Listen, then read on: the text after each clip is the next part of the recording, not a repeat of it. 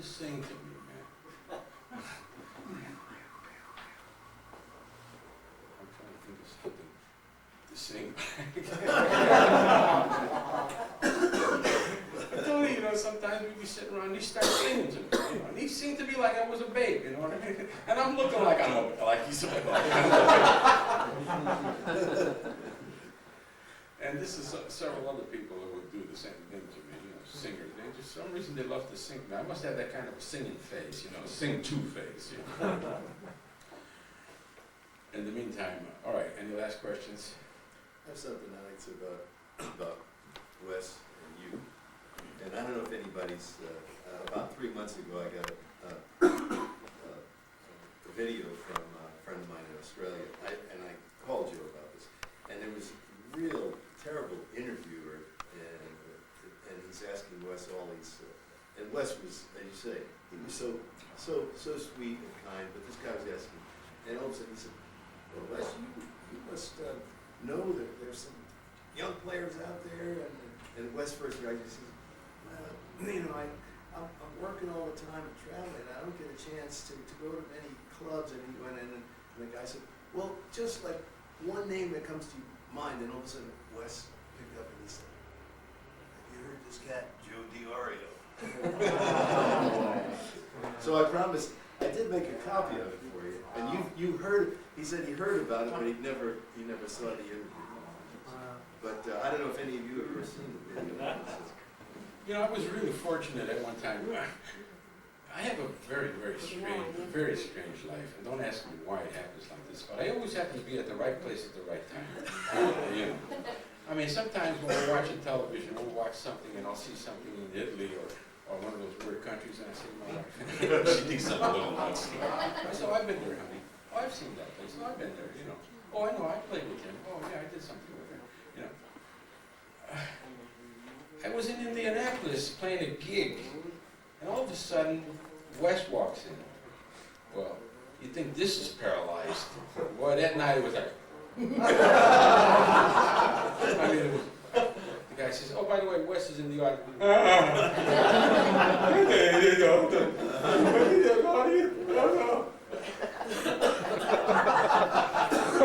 Talk about freezing. I couldn't play a note. And then he was...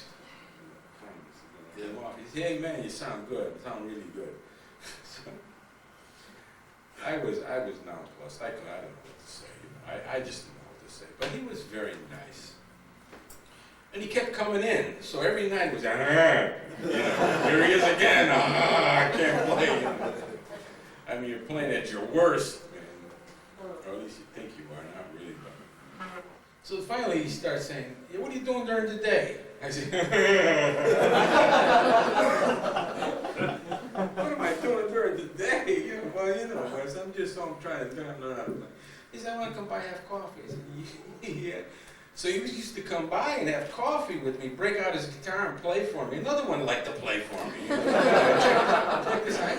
I've been privy to so much incredible stuff in my life. So Wes would play for me. And then I tried to play. And actually, the CD that he did with Johnny Griffin up there in the San Francisco area, I was the guinea pig. He worked out the chord changes in the rhythm with me. He said, now try this, try these chords, try that chord. And I'm trying to keep up. And he was working out the lines that he was showing Johnny Griffin on that record date somewhere along the line. So I felt like I was very privileged to be right there on the... I used to ask him questions like this. What about dying, Wes? Hell of a question to ask. What about dying? But check this answer out. He says, it takes care of itself. It takes care of itself. There's nothing to worry about. A lot of us walk around scared to die. I got to be honest with you. We're scared to die since I can remember I was living. And he says to me, it takes care of itself. So there's not a problem on that. So you don't have to worry about something like that. In other words, I think he was telling me in so many words, there's certain things that you don't have to worry about. We're so nervous about certain things. And that was one of the things that he told me, don't worry about it. It takes care of itself. Any other questions? ladies, forget the guys. Ladies, you got a question? Yes, you do. I can feel it. There's a question. You want to ask, don't be bashful. Okay.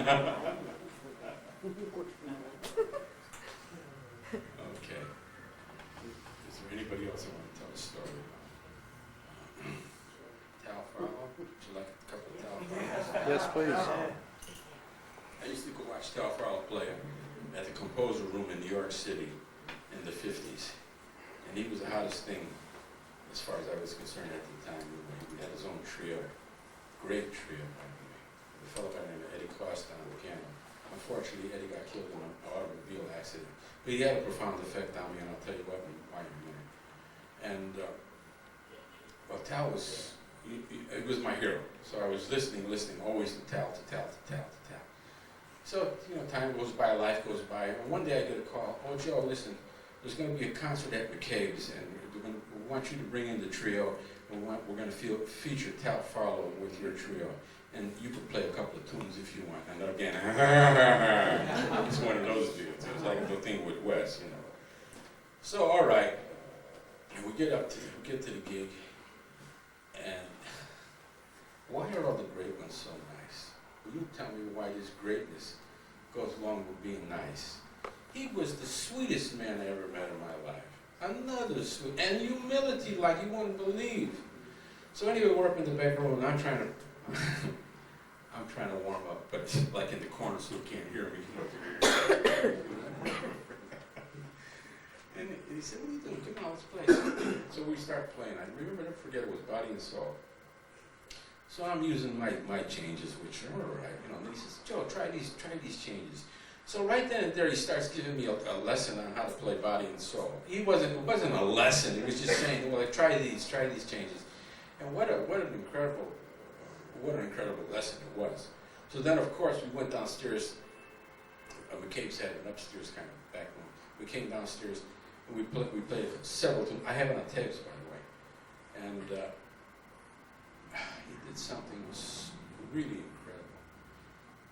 All the guitar players know what I'm talking about. He played a harmonic solo. I'll never forget the tune. It was My Romance. And he happened to, it was just spontaneous, which is always the best. He said, My Romance? Sure, okay. We start playing. And he starts playing this solo with these harmonics, which all the guitar players know about. And then immediately he starts changing keys. And, this is even better because now we're really going into deep water. We're swimming with the sharks real good, you know what I'm saying? And he's playing like it's going out of style. He's doing all these incredible lines with the harmonics and all these different keys. Well, needless to say, if I can play at all, ladies and gentlemen, it is because I've been so fortunate to be around great people all my life. And because those people have opened doors or at least suggested things to me, and I went home thinking about them. And they always set the bar. People talk about the bar these days, right? These guys always set the bar up here. So I was always trying to get as high as I could. And because of that, I did pretty well, I think. I learned a lot about how to play guitar. But it's because of the masters, and my God-given talent. Like I said, we all have that. So that's about where I am right now. Does anybody want to ask? Yes, darling, I knew you had one. I was working on it. I've listened a lot to your CD stateside and enjoyed it very much. Okay. And I wanted to know, what is your favorite trio to work in? You have no keyboard in there, you just have to play keyboard. Well, this is a very good question. Now, let me tell you what happened. At one time, I used to play with the piano all the time, but that was out of insecurity. I would play with the piano because I always wanted to hear the chords in the background, and I wanted to make sure, you can hear the harmony, and it's easier to play off the harmony. But then I went to hear Lenny Breau play one night when he was in town, when he was alive, God bless him, wherever he is. And he was playing with his trio. And Lenny was so fabulous, that. And I would watch him play, and I would think to myself, I said, Joe, I think this is it. He was right in the center, and the focus was on him, and he was able to hold the focus because it was so great, and he had his trio based around. So I said, that's what I wanted to That's what I want to do. So I started to play trio, and I've been playing trio now for the last 20 years. Although along the way I made a quartet with Carl Schroeder on electric piano, Bob Magnuson, and Jim playing drums. And it's one of my favorites, and it's one of my wife's favorites too. And she always would tell me, "Well, Joe, why don't you go back to playing with the quartet?" And actually, before this happens, I was planning to do something. I want to do something with Alan Broadbent. He doesn't know that yet, but I'll bring it up when the time is right. You know, but I would like to do something with Alan because he's got that sensitivity that I love. So I do plan to get back to playing with the piano and the keyboard. And the reason for that was because I thought to myself when I saw Lenny, I wanted to become more independent. All right. No, I did that. And along the line, I thought to myself, I want to become even more independent, so I wanted to play solo guitar just by myself. And that might have come about because of Jimmy, Weigel, and maybe even Lenny at the time, I'm not sure. Joe Pass for sure. Joe Pass for sure. I'm going to tell you the Joe Pass story in a minute. I thought to myself, Joe, you know, if you have to lean on the piano, if you have to lean on the bass, if you have to lean on the drums for rhythm, I said, there's something wrong here. I said, this is, like they say, and you've heard many times, the guitar is a walking piano. You can do anything on the guitar. Everything that the piano can do, you can modify it. So I would put myself in these solo guitar situations when I was working at GIT, when they said, Joe, you want to play a concert? Yeah, solo, no trio. Oh, solo? Yeah, you don't play solo. Yeah, I know. I'm going to go see what's happening, you know. I get up there, okay, you know how it is, you learn how to do it. And then after a while, I got pretty good at it. And I started booking tours in Europe, just solo guitar, just solo. So I got stronger and stronger and stronger. Now I'm going to ask all the guitar players a question. Don't let me forget about this Joe Pass story, but before I want to ask you the question. All the guitar players here, all you geniuses, all right? And I ask every guitar player that I ever met the same question, every one of them. You're booked into Carnegie Hall. There's 4,000 people. Can you play a solo guitar concert of no less than 1 hour and a half? Can you do that? If you can't, my love, Birds of Paradise, then we have to start looking at this problem again. Because that's the ultimate, to be able to get there all by yourself. Now Joe Pass did, he set the precedent, you know. Van Epps could do it, and I'm sure Johnny can do it, and there's so many other people that can do it, it's not the problem. But I'm just telling you, that's the idea, is to be able to get up there all by yourself and never have to look around and say, are the chords right, is the rhythm right, be able to tap your foot. Who was Joe Pass's rhythm section? You want to hear the rhythm section? The foot. On the records, you could hear it. That was his rhythm section. It's incredible. You know, so that's what solo guitar is about, man. Get up there all by yourself, and do it. Have great tunes, have introductions, outros, intros, things in the middle. Joe Pass story. I came to California in 1976, and somewhere along the line thereafter, I called Joe. I was trying to get some work, anything. And actually, Joe helped me, by the way. He put me in touch with Dale Zdenek, who helped me, who got my first book out, and we did that quartet album I'm talking about. In the meantime, I said, Joe, sometimes it's good to be stupid, you know, I mean, say stupid questions. So I said, Joe, when you're playing your solos, Joe, I mean, like, do you have them worked out, Joe? You know, like, so you know exactly where you're going to the next chord and everything. Silence.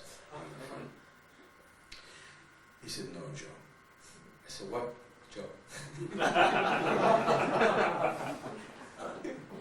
He said, no, Joe. He says, I play them off the top of my head. I said, huh? Joe, are you there? He said, Joe, you have to learn to play them all off the top of your head. Because if you don't learn to play them off the top of your head, if you forget the second chord, you're down the tubes. He says, so what happens? You're doing it from a creative point of view when you just play them from the top of your head. And you want to know something? I went in the room after that, and I practiced for about 4 hours, and I thought to myself, maybe I should give it up. You know, because I can't play them off the top of my head. I got them worked out. And I hated them when I worked out because that's exactly what happened. I forget the chord and I didn't know what to do. Well, I persisted. And now I will never ever practice a chord solo, or practice anything anyway. I don't practice any of that stuff. I just play, whatever it is. Whatever comes out is it. I told you, tapping into the creative. Man, Joe liberated me. I call him Saint Joe, because that's how I feel about him. And you don't know how I miss him. I love him so much, man. He was so beautiful. And Johnny Boy, we both know, man, shit. He used to come to GIT when he wasn't touring with Oscar. And he would just come to hang around. He first started coming around just looking, you know. And he would come in the room, and he'd say hi, and then leave. And finally he'd start coming around, and perhaps somebody said, Joe, anytime you come, it doesn't make any difference. Whenever you come, at your leisure, come, get in one of the rooms, teach, don't worry, we'll give you a couple $100. Fine. So Joe would come, knock on my window. Hey, how you doing? Come in, take out his guitar, we would play all day. You know, I told you I was always at the right place at the right time. So I'm sitting, this is how John got into the picture. John and Joe came down there one day, and we were just jamming, and we got it on tape somewhere. So Joe was there playing, and Joe and I were playing, and all of a sudden I'm thinking to myself, my God, am I privileged to some of this great stuff right in front of me? So I'm just watching everything he does, you know, how he's singing and how he's picking the keys he plays, and you know, I never met a more natural musician in my entire life, or someone with a better ear, because he was all ear, Joe. And every time his ear was perfect. I mean, every time he went for something, he got it. He was one of those guys like Wes, I told you a minute ago, got anything, whatever it was, they got it, they played it. Well, hanging with Joe was like one of the great experiences. And I have to tell you something about Joe. He was very, very human, very, very human. Now, there happened to be a day when he came in, and for whatever the reason, maybe he had a fight with his wife, I don't know.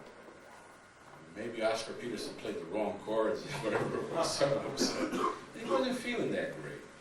So we were playing, and I could tell he wasn't up to his par. But it was no big deal, because even when he wasn't up to par, it was all right. So after it was all said and done, he took me out into the hall and he started apologizing. He said, Joe, I'm so sorry by the way I'm playing today. I said, Joe, what's the matter with you? Are you crazy? I said, you never have to say anything to me. I said, you're the master, man. I said, whatever you play, Joe, is perfect. I don't care what it is. I says, you're our mentor. You're our teacher. You're our master. So, you know, we're going to rever you forever. So don't worry about, like you say, you didn't play good. You played great, you know. He was apologizing to me. Can you believe it? He thought he didn't play good. And here's the master. So they go, once again, folks, the humility that goes along with being great. You see, it's a rare thing, because some guys are walking around like, hey, man, I can't play wrong, you know. I can't play right either. All right, one last question. Come on. Can I say one thing about Joe? This one story, Please. probably you guys have heard this past, you know. And it goes along with what Joe is saying about how you play and what you play, and you have to believe in what you play, and then you're going to do it. You know, in essence, and if you don't know it's hard, you play it. It's like somebody runs a mile in so many minutes.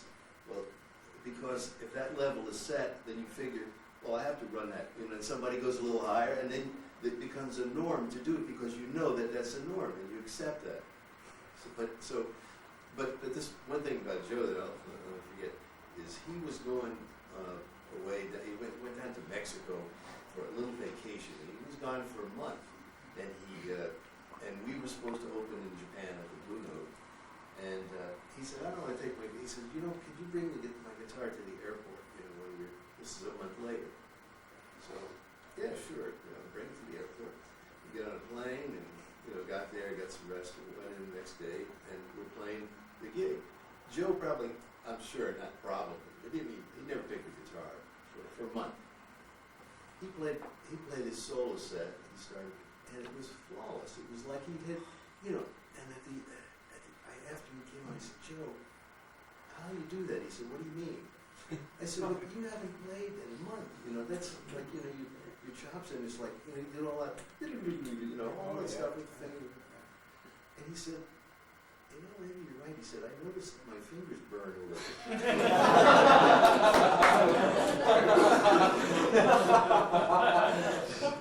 But, so you gotta believe in what you can do. And he didn't know that it was supposed to be hard, I guess. I remember saying, I'm sure you went, psyching yourself into, I can't, if I don't practice, I can't play. Yeah. And everybody, you gotta get over that, because you can't play. What the hell is, I'll agree in the sense that if you don't practice, you feel you can't play because maybe you can't do what you would like to do, a little more strain, a little more effort, and it seems to be holding you back. But if you can play, you can play, and then you just set your level. And you can do it. Just tune into that creative pool, like I told you a minute ago. You may be rusty because you didn't play, but you can't exhaust the creative pool. I mean, it's there. That's why Joe could sit up and do whatever he wanted. He might have been a little rusty or his fingers are burning, but he was tuned in. That's what counts. I have to tell you a Johnny Pisano story. I don't think Johnny. This is very funny. It's one of my very favorite stories of all time. When Joe used to come in the room, there was one day John showed up with him, and of course it was heaven. Here were the three of us playing. Well, I think I was at that point in my life. I was listening to. I wish I could remember the name. What's the name of that singer that sings everything so slow you can hardly count it? What's Shirley Horn. Shirley Horn? Yeah, Shirley Horn. So I was thinking of this. Oh man, I said, this is the way I want to do it. I want to play these ballads so slow, man. Milk, So I said, yeah, I'm going to get slower. Not fast, get slower. So I says to Joe and John, I said, Joe, let's play My Funny Valentine, but real slow. So Johnny looks at his wife and says, listen, I'm going for coffee. I'll be back at the bridge.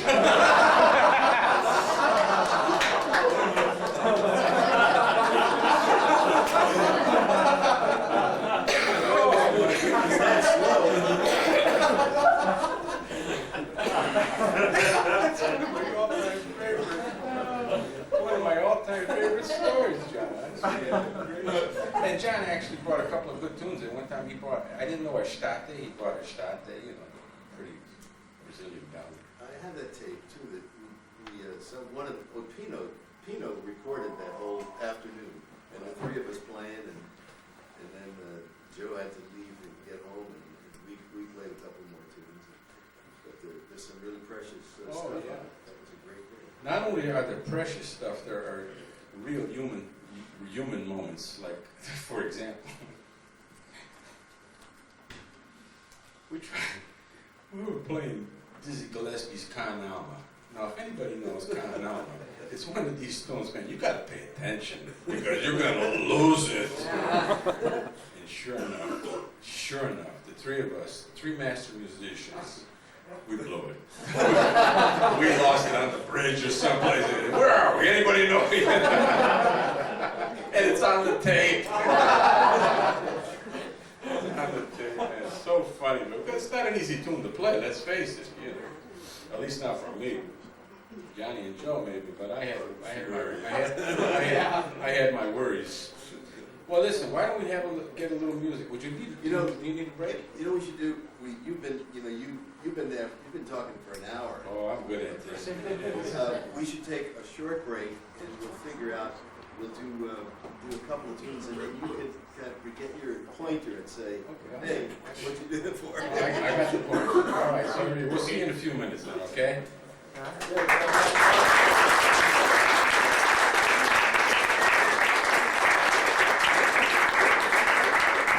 I'd like to mention one thing.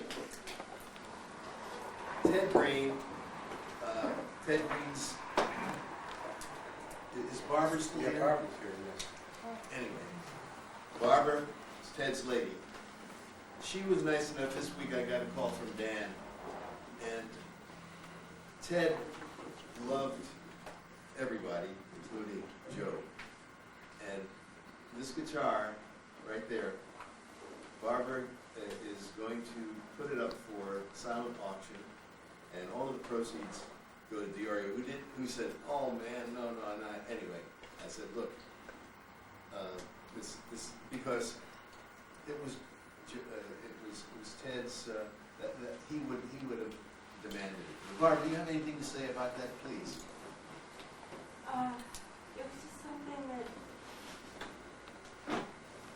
we always did. I mean, that you need it, you can fill it. You fill it. May I say something first? I got a moment, and I don't want to lose this moment. Barbara, I can't thank you enough. It's so. I mean, I'm usually not at a loss for words because I can bullshit my way through everything.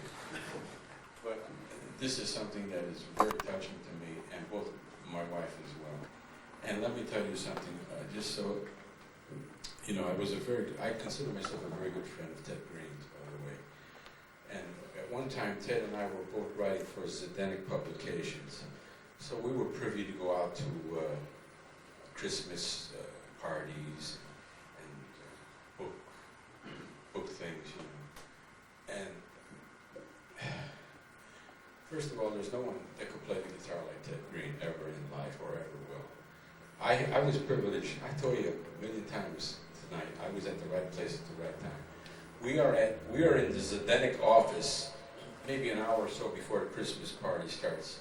And Ted has his guitar, and he's going tune after tune of Christmas carols with all these incredible voicings, sometimes the Renaissance voicings, the Bach voicings, the jazz voicings, and I'm looking, I'm saying, I'm in the same room with this guy, man.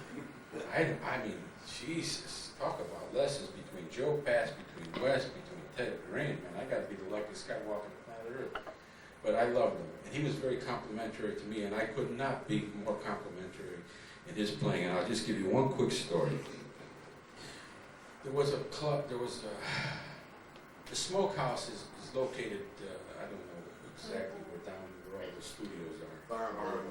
Yeah, okay. Anyway, he was doing the Sunday afternoon thing, so I went to hear him play.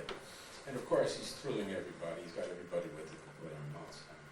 But for me, the highlight that I ever heard anybody do in my life was he was playing a tune called "With a Song in My Heart." And after he got done playing the melody and did all those great chords, he went into a Bach, Johann Sebastian Bach improvisation that was his.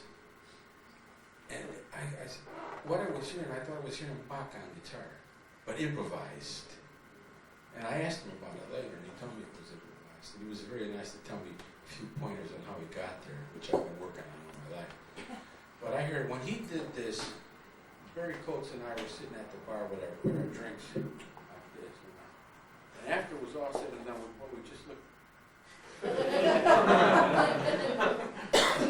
We didn't know whether to drink, drop the glass, drop on the floor, because we had just heard history.